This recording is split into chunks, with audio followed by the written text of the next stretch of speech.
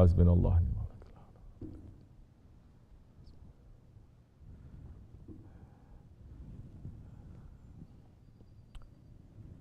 Let's start by renewing our shahadat, saying Ashhadu an la ilaha illallah wa ashhadu anna Muhammadan abduhu wa rasuluhu sallallahu alaihi wasallam.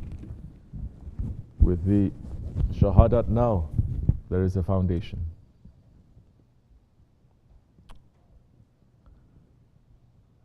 We're trying to build a strong foundation. When there is weakness there, fix it, because the foundation is the most important thing. It doesn't matter how strong the building is. It doesn't matter how big, how expensive it is, who designed it, what kind of materials you use. If the foundation, it is not strong. If the foundation, there was one strong and then something else is entering into it, water is entering into it and bringing it down, it is no good. Why we're saying the zikr so much? Because the zikr, la ilaha illallah, it is a foundation. And we're looking at the things that is bringing us out from that foundation. Because tariqat is always to look at your intentions, to look at your actions, not to say, that's it, I'm okay now. I enter, I'm wearing this, I think I'm okay now. Now it's time for me to look at the angelic worlds. Now it's time for me to look at the saintly world and to be lost in that illusion and delusion. We're not preparing for a golden age.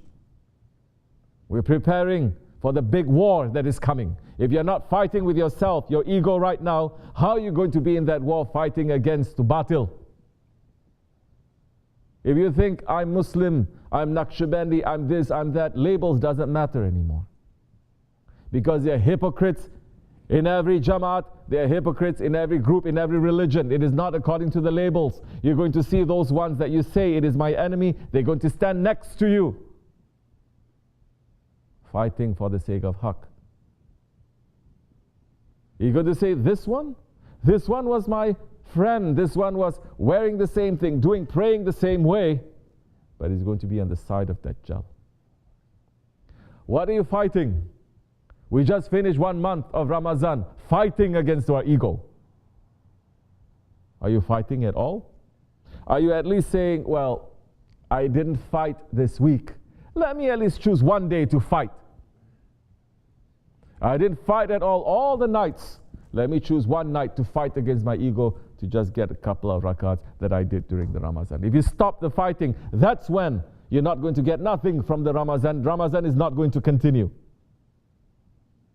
It's not also just keeping the fast. If you keep the fast senselessly, like an animal, you're not going to get too much from it. If you keep the fast like a believer, understand it's not the physical fast, but understanding the tricks and the traps of your ego and shaitans inside and outside. That's the one you're supposed to fast from and fight against. If you do that, that is not going to leave you after Ramadan. You may not fast, but you're fighting. You may not be staying away from food and water, but you understand where your weaknesses are. You understand where your dirtiness, where the tricks is coming from, and you're going to stop that, not to give in. You want to give up?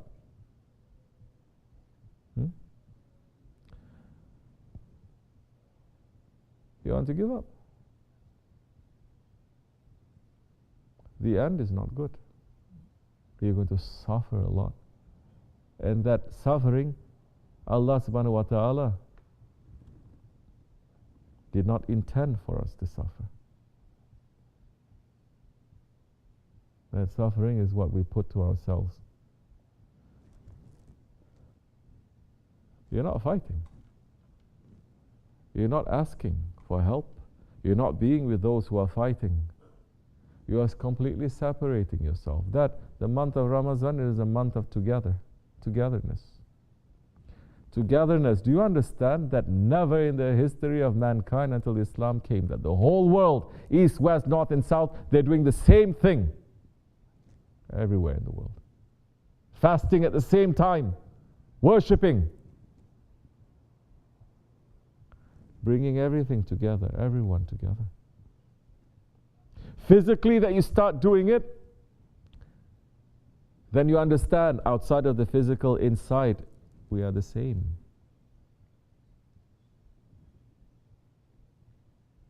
What is the inside?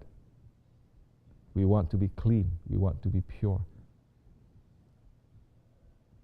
Because it is the same funeral shroud, it is the same coffin that is going to wrap black, white, brown or yellow. And it is that coffin that you're going to wear as your ihram to go to the Hajj. That from that physical action that you're doing in the month of Ramadan, now, one day now, physically everyone is going to try to go together in one place to remove everything. To say Labaik Allah, not as Labaik Allah, I'm an Arab, Labaik Allah, I'm a Pakistani, Labaik Allah, I'm white or I'm black, but I'm a servant. And there is no distinction like that in the real world where we came from. You have to fight against this because this is the world of separation. Don't you see we're separated from everything? This world is meant to separate us from our reality. If you're not fighting against that separation, to come to your own reality, to come together, this world has seen billions that it grinds, that it separates until you become nothing, until you're thrown into non-existence. That Allah has taken us from non-existence and given us a design and a creation. And we're saying, no, we want to be in non-existence.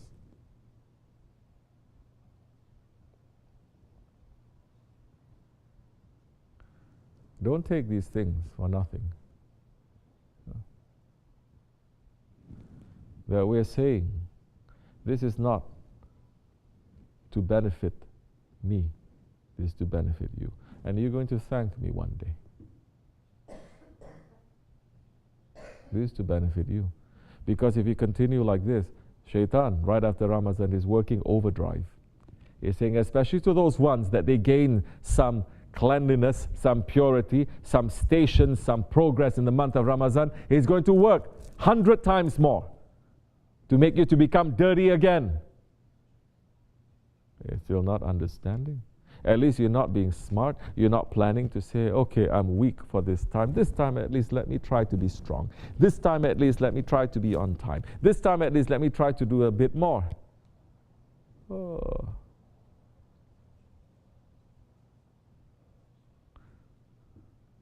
Two things that you're doing, you're going to get a huge reward. When you pray together, when you eat together. So, you're looking at those things very low, no barakat is going to come to you. Even if you earn something, you cannot make your collars to touch. It's always going to be frustrating.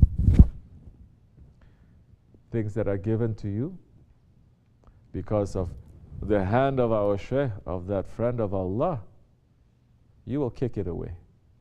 You will kick it away. It's come. It's come to some of you. We're opening our hands, it is happening. You never thought it was going to be possible. Oh, before you know it, it's getting cut, it's getting cut, it's getting cut. I'm sitting and I'm watching. How is that possible? Of course it's possible. Because you're the one who's cutting. You're the one who is putting a barricade there between the ni'mat and the rahmat of Allah. Don't blame anything else. You still want to continue. You still didn't wake up yet. Your time is catching up. You're entering into your 20s, 30s, entering into your 40s. By the time you're 40 years old, if you still cannot fight, if you still cannot fix yourself, prepare yourself.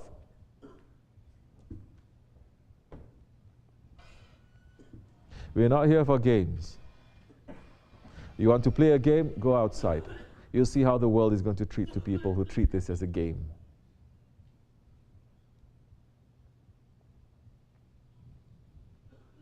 So where is our preparation for Qurban? If the believer cannot even sacrifice 1 day of sleep, cannot even sacrifice half an hour of time for the sake of Allah, that is going to benefit you. If I'm going to say every Jummah now, if you come, I'm going to give you $100. If I say every Jummah now, if you come, I'm going to give you $1,000. Cash. I tell you, this place is going to be packed. It's going to be packed. All the murids are going to come. Everyone from outside, when they hear, they're going to come. But the rewards that is coming for us, for the akhirat, that is going to be permanent, a reward that is permanent, a blessing that is permanent, it is better than this whole world and everything in it. What is that? That reward? Just to pray 2 sunnat of Fajr prayer. Imagine the farz of Fajr prayer. Do you understand when you pray Fajr prayer in a Jamaat, who you're praying behind? You know what you've lost? If I say you're going to get $1,000, I was going to say 100, but these people today, they're so spoiled. $100, it's okay. Tomorrow, if I just do some BS job, I'm going to get $100 anyway. They become so spoiled. I say, okay, 1,000. It's going to be filled. What is this? That means that is the Lord that we are worshipping. Just as Bayazir Bistami is saying, you come to the masjid, if you listen what is going on, if you put your heart there, I'm going to give you a piece of gold. They did. They asked him for the gold. And he's saying, laughing, the Lord that you just worship, it is under my feet. They still didn't understand because their hearts become complete rock, become complete idiots. They say, what? You're saying Allah is under your feet? They killed him. But they are the ones who's worshipping money because they came for that gold. They came for that money. They are the ones who's committing the shirk. And anything that is false ilah, Bayazir Bistami is saying it is under my feet. We should be better than that. We should understand what is valuable in the sight of Allah. The way that you're going to be very careful in your dunya life to say, these days I'm going to take off day because having this and this, I can take longer time. At least now, for the sake of Allah subhanahu wa ta'ala, for the sake of the holy days and nights, you're going to plot and plan like that too.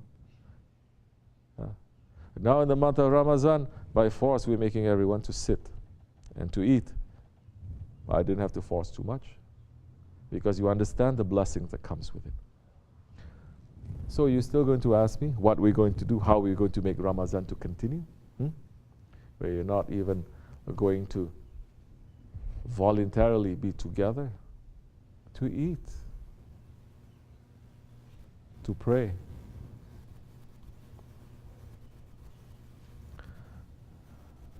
Wake up before they wake you up. When they wake you up, it's not going to be too, and I'm going to say, wake them up. You're not going to like it. We are not irreplaceable. We are not indispensable. You or me. If we are not going to carry this, Allah will put someone better than me, better than you in our places who can carry this better. Nothing is going to save us.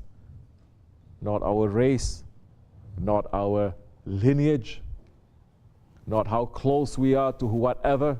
Nothing is going to save us except for the taqwa that we make ourselves, except for what you've put in the grave that day. So you're not taking it seriously. Others are going to take it seriously. You're going to lick your hand that time. These are times of ease. These are times of plenty.